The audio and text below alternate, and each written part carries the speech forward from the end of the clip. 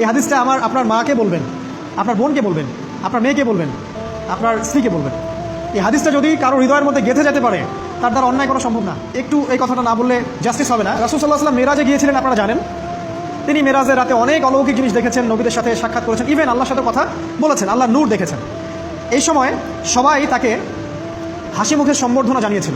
যার সাথেই দেখা হয়েছে তার সাথেই তিনি হাসি মুখে অভ্যর্থনা তাকে জানিয়েছে, আসসালামু আলাইকা আইয়ুহান নবী, সবাই বলেছে হাসি মুখে।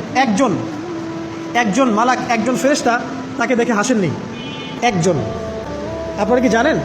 রাসূল সাল্লাল্লাহু আলাইহি ওয়াসাল্লাম অবাক হয়েছিলেন। তিনি বলেছিলেন যে, ইয়া জিবরিল, ওর চেহারাটা এত গম্ভীর কেন? সে আমাকে দেখে হাসছে না কেন? তার মুখে হাসি নেই কেন? জিবরিল আমিন বলেছেন যে না মালিক, তার নাম মালিক, সূরা যুখরুফের মধ্যে আছে, তার নাম মালিক। যেদিন থেকে আল্লাহ জাহান্নাম সৃষ্টি করেছেন, সেদিন থেকে তাকে জাহান্নামের দায়িত্ব দিয়েছেন, অর্থাৎ জাহান্নামের হেড অফ ডিপার্টমেন্ট, ইনচার্জ। সেদিন থেকে তার মুখের হাসি উঠে গেছে। আমরা দোয়া করি আমরা যেন তার সাক্ষাৎ না পাই।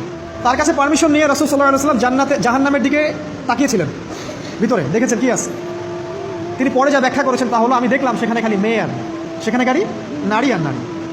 এই হাদিসটা আপনার মাকে বলবেন, আপনার বোনকে বলবেন, আপনার মেয়েকে বলবেন, আপনার স্ত্রীকে বলবেন। এই হাদিসটা যদি কারো হৃদয়ের মধ্যে গেঁথে যেতে পারে, তার দ্বারা অন্যায় করা সম্ভব না। কীভাবে একটা মেয়ে সব কিছু উন্মুক্ত করে ঘুরতে পারে যখন অলরেডি তার আত্মা জাহান্নামে জ্বলছে, অলরেডি, কারণ ভবিষ্যৎ আল্লাহ জানেন।